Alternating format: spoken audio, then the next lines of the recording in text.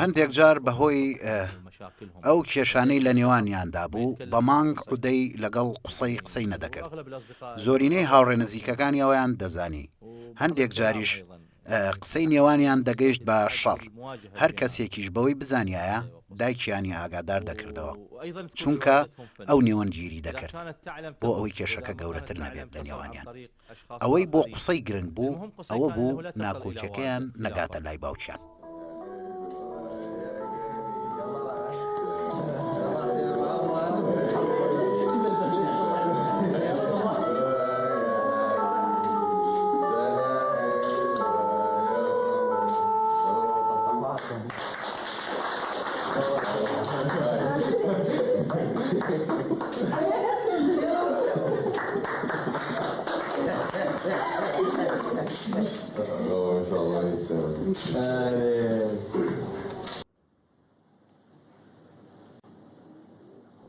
ئەبێ هەموو لایەگەوە بزان یەک ڕەمزەیە،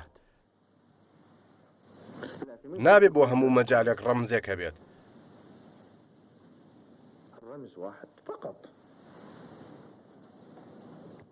بۆ نمونە سەدام ڕەمزە، بەڵام قسەی ڕەمز نییە. من لە کاتی سقالەکەمدا باسی ئەوم کردووە بۆ ئەوەی پارێزگاری لەو پەیمانە بکەم کە باوکم لە ڕێی پەروەردەکردنەوە فێری کردم.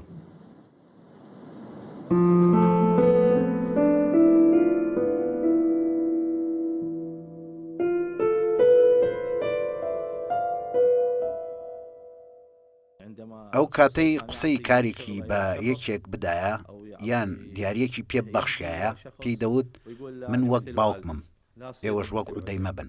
مەبەستی لەوە بوو بەڕاستەوخۆ ئەوە بڵێت باوکی بەخشندەیە بەڵام عودەی بەخشندە نییە. قسەی هەر کات کەلوپەلی ناو ماڵەکەی بگۆڕایە یان جلوبەرگەکانی نەویستایە دەیبەخشی بە پاسەوانەکانی و ئەو کەسانی لە نزیکی کاریان دەکرد.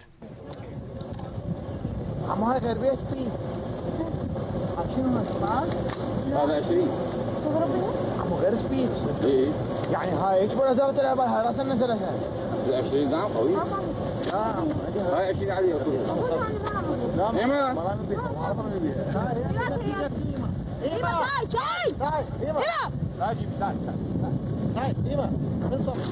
عمو ليش بنهد البوينتر مالتنا؟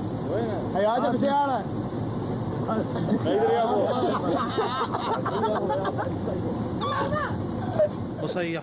قسەی زۆر ئارەزووی ڕاوی دەکرد، بە هەفتە چادرگەی هەڵدەدا بۆ ڕاوکردن دەمایەوە.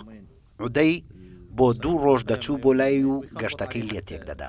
بۆ نمونە لەگەڵ هاوڕێکانی بە هەلیکۆپتەر لەسەر سەری قسەی دەسوڕایە و چادرگەکەی دەشێوان، ئاوی لێ دەگرتنەوە.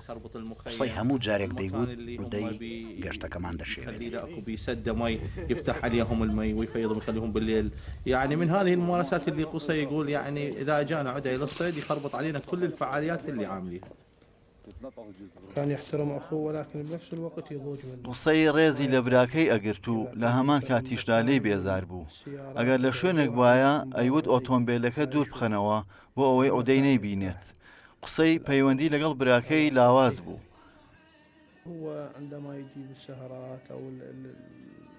عودەی لە دانیشتەکانە سەرخۆش دەبوو، فیشەکی دەتەقاند، دەگریا.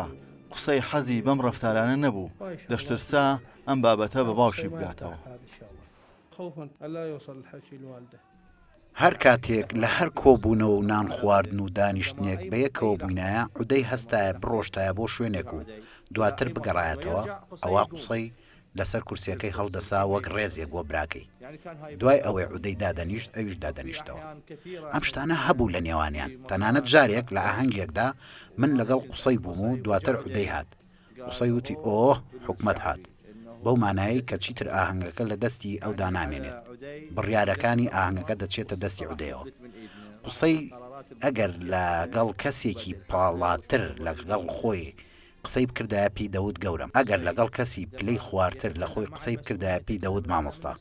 ئەمەوە ڕێزێک بوو بەکاری دێنە، بەڵام عودەی بەم جۆرە قسەی نەدەکرد و لە ئێمەی دەپرسی ئەمە باوکی کێیە بۆ ئەوەی بەو جۆرە بانگی بکەم. هەموو کات عودەی بە قوسەی دەوت لەگەڵ بەرپرسەکان بەو جۆرە قسە مەکە، باریان پێمەدا تۆ سەرۆکی وڵاتی و ئەوان ناچارن ڕێزت بگرن. لە پرسەکەی عەدنان خێڕۆڵڵا قوسەی لە پرسەکەدا بوو، ئێمەش نزیک بووین لێی. قوسەی لەگەڵ حامد حومادی قسەی دەکرد و پیوت گەورم. لەو کاتەدا عودەی قۆڵی تون گرت، پیوت تۆ کوڕی سەدام حوسێنی.